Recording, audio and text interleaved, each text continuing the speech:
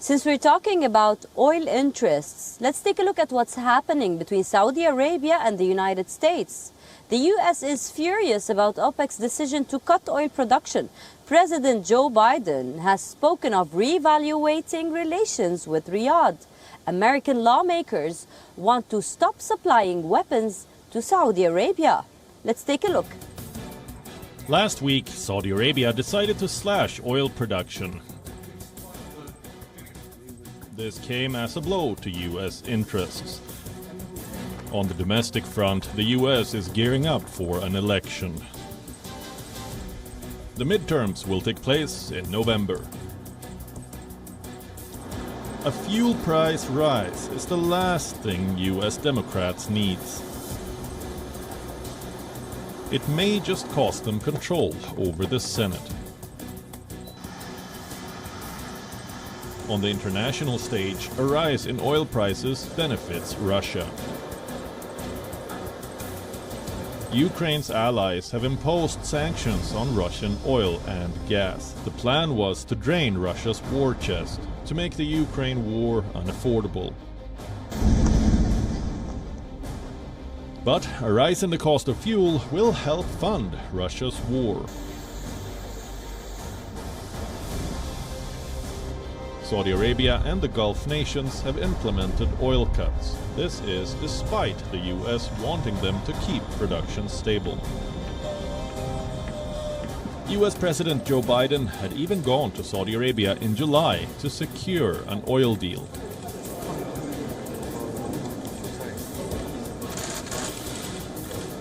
Nothing came of that meeting. Relations between the U.S. and its traditional Gulf allies seem to be deteriorating. On Tuesday, the UAE's president met Russian President Vladimir Putin in St. Petersburg. The American fist bump diplomacy seems to have failed.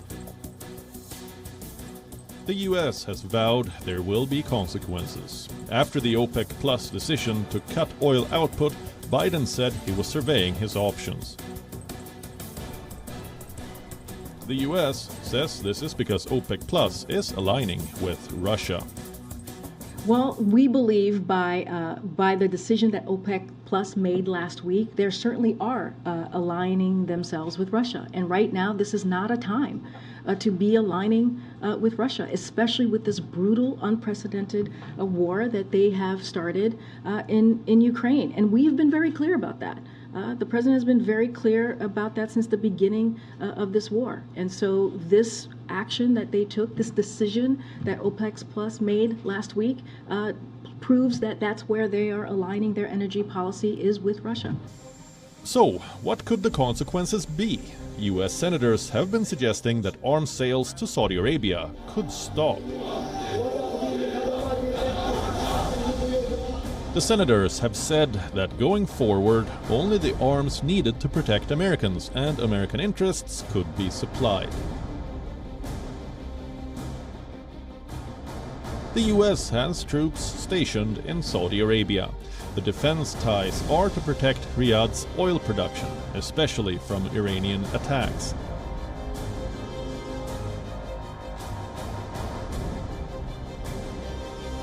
How much will Washington be willing to compromise the region's security? The U.S. has said it will continue to keep a watch on Iran.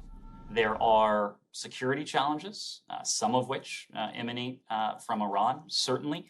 We won't take our eye off the threat that Iran poses, not only to the region, but in some ways beyond. You have seen us separate and apart from any single bilateral relationship we have with the region, respond and take action, in some cases multilaterally, in some cases unilaterally, against the malign actions and malign influence that Iran has perpetrated, that Iran has attempted to export.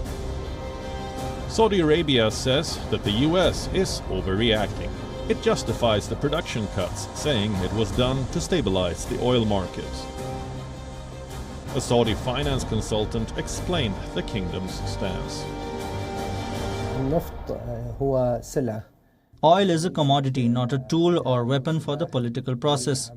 Therefore, the Kingdom of Saudi Arabia, being one of the members of OPEC, has taken the decision unanimously in the organization and considered that it is in the interest of the market at the present time to reduce production. And this was unanimously done by the OPEC countries. And oil prices rising or decreasing is the result of the supply and demand, and this is controlled by the market, not the members. Saudi Arabia says it maintains a neutral position on the Russia-Ukraine war. However, the decision to cut oil will benefit Russia. Relations between the US and Saudi Arabia have soured. Now the world braces for Washington's response to Riyadh's defiance.